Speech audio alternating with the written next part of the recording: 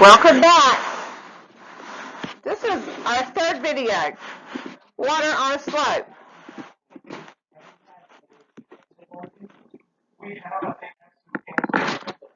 Locate your book. It looks like the picture on this slide. Water is the name of the book. And turn to page 4. Page 4 looks like the page on the slide. Which way does it go? Can you track as I read?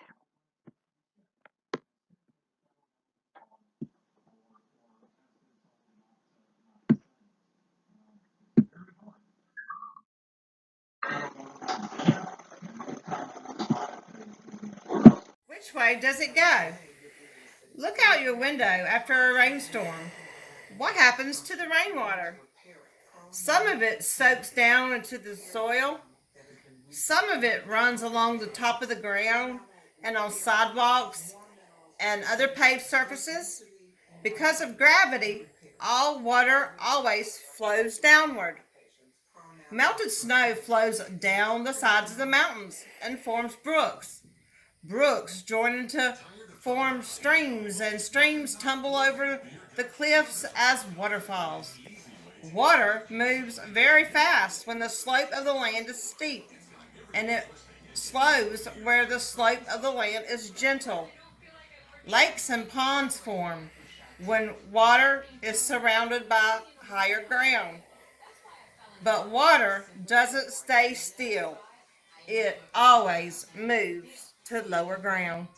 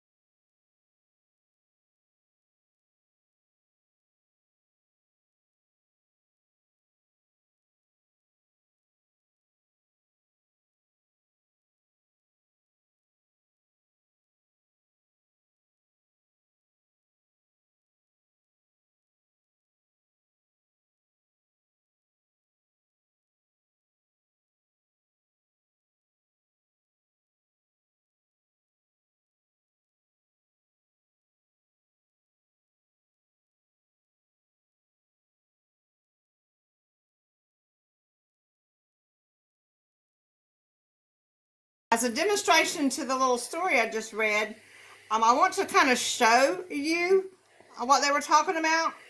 First of all, I would like to show you what it means when it is on level ground. What happens to water when it's just on level ground?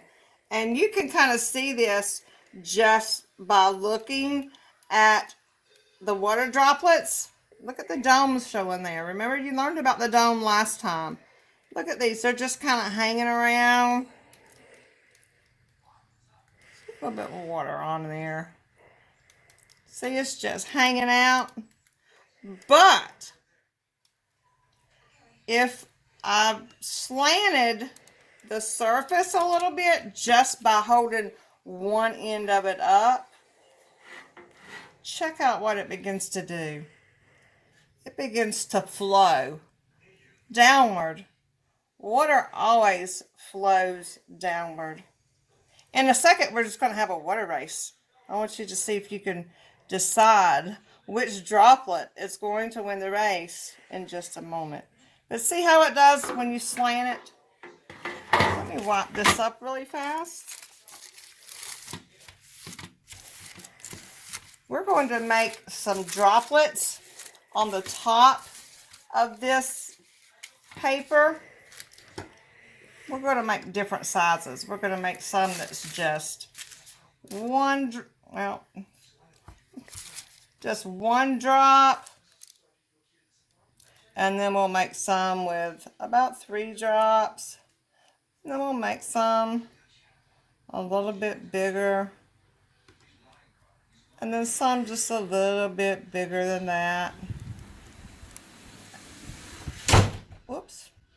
And then we'll end it up with a pretty nice sized little puddle here.